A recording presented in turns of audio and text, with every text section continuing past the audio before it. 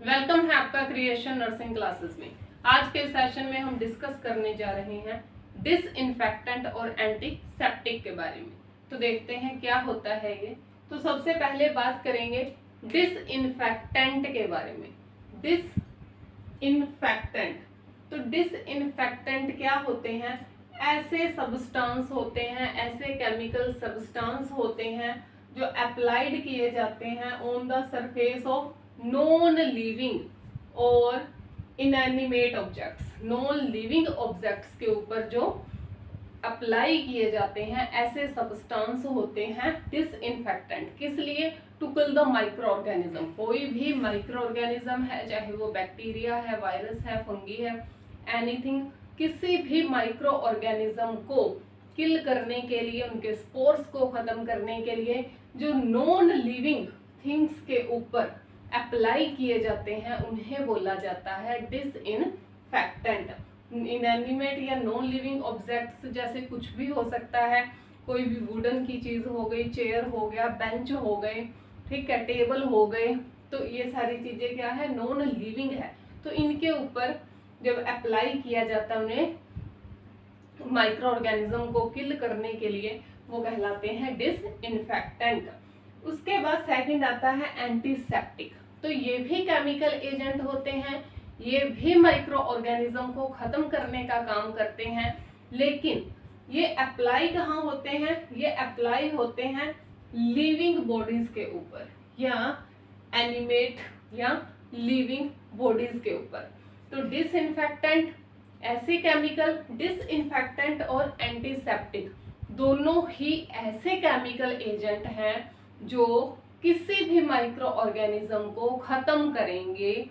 लेकिन डिफरेंस इनमें क्या है कि डिसइंफेक्टेंट अप्लाई होता है नॉन लिविंग के ऊपर और एंटीसेप्टिक अप्लाई होता है लिविंग बॉडीज के ऊपर। जैसे कि ह्यूमन बॉडी में या एनिमल जो बॉडीज हैं उनमें कोई भी वाउंड हो गया, घाव हो गया, तो उस घाव को साफ करने के लिए। इसके बाद देखते हैं डिसइंफेक्शन क्या होता है। तो डिसइंफेक्टेंट तो होते हैं केमिकल एजेंट, डिसइंफेक्शन होता है प्रोसेस, वो प्रोसेस जिसके थ्रू क्या किया जाता है, जो माइक्रो ऑर्गेनिज्म है उन्हें एलिमिनेट किया जाता है, खत्म किया जाता है किसी भी नॉन लिविंग सरफेस से। तो क्या है ये होते हैं डिसइंफेक्शन। क्या है? एक प्रोसेस है डिस्ट्रक्शन और एलिमिनेशन ऑफ माइक्रोब्स, जिसमें माइक्रोब्स को खत्म कर दिया जाता है या फिर उनकी जो अमाउंट है, उनकी क्वांटिटी है, उसे कम कर दिया जाता है, वो कहलाता है डिसइंफेक्शन। इसके बाद बात करते हैं इसके कैरेक्टर्स की कि इनके कैरेक्टर्स क्या क्या रहते हैं। तो डिसइंफेक्टेंट और एंटीसेप्टिक दोनों ही बहुत चीप होते हैं और इजीली अवेलेबल रहते हैं। सेकंड है ये केमिकली स्टेबल होते हैं, केमिकली स्टेबल होते हैं, नॉन स्टेनिंग होते हैं, कोई इसका स्टेन नहीं रहता, जहां भी हम इसे अप्लाई करेंगे वहां ये अपना स्टेन नहीं छोड़ते हैं। एग्रीएबल ऑर्डर, इसकी एग्रीएबल जो है वो ऑर्डर होती है, अच्छी इसकी महक कह सकते हैं, सुगंध होती है, कलर होता है। इसके बाद बैक्टीरियोस्टेटिक और बैक्टीरियोसाइडल दोनों प्रॉपर्टीज इसमें प्रेजेंट रहती हैं। बैक्टीरियोस्टेटिक मतलब जो बैक्टीरिया को क्या करे? स्टेटिक, बैक्टीरिया की ग्रोथ को रोक दे, तो ये बैक्टीरिया की ग्रोथ को रोकते भी हैं। सेकंड बैक्टीरियोसाइडल, बैक्टीरिया को खत्म करने का काम भी करते हैं। स्टेटिक मतलब ग्रोथ को रोक देना, बैक्टीरिया की ग्रोथ को रोकेंगे, और बैक्टीरियोसाइडल है मतलब उसे किल कर देंगे। तो इसमें ये दोनों प्रॉपर्टीज पाई जाती हैं।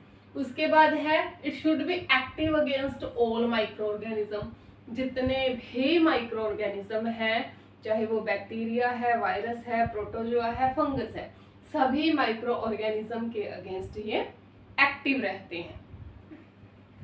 डिसइंफेक्टेंट जो ड्रग्स हैं वो रस्ट नहीं करती इंस्ट्रूमेंट्स को, मतलब उनमें जंग नहीं लगने देती।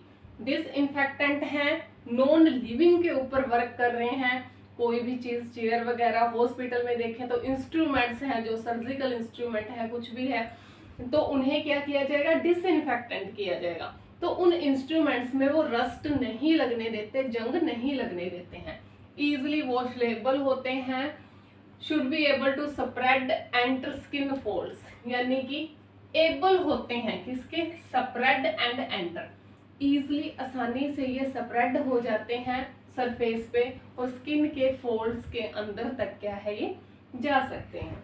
Active in the presence of blood पस, अगर ब्लड के अंदर पस है, एक्सुडेट्स बने हुए हैं, ब्लड के अंदर क्या है, जो हमारी स्किन है उसके नीचे फ्लूइड का कलेक्ट हो जाना, एक्सुडेट्स बन जाने, जैसे कि फोड़े वगैरह, ठीक है, जो फिंसियां बन जाती हैं, इन सभी में क्या है, ये एक्टिव हो जाते हैं। तो active in the presence of blood pulse, exudates etcetera.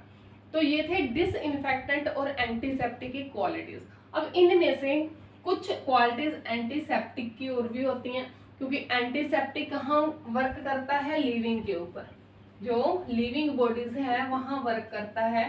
तो इसमें कुछ और भी क्वालिटीज होती हैं कि ये नॉन एलर्जिक होता है, स्किन के ऊपर ये एलर्जी कोज नहीं करते हैं, शुड बी नॉन इरिटेटिंग, जो टिश्यूज हैं उन्हें ये इरिटेट नहीं करेंगे, रैपिड एक्शन होता है इनका, अप्लाई किए अपना एक्शन जल्दी दिखाएंगे, एबल टू प्रोवाइड प्रोटेक्शन, और जिस काम के लिए लगा रहे हैं उसके लिए ये प्रोवाइड करवाते हैं प्रोटेक्शन। इसके बाद है नॉट प्रोड्यूस टॉक्सिसिटी, टॉक्सिसिटी भी ये प्रोड्यूस नहीं करते हैं।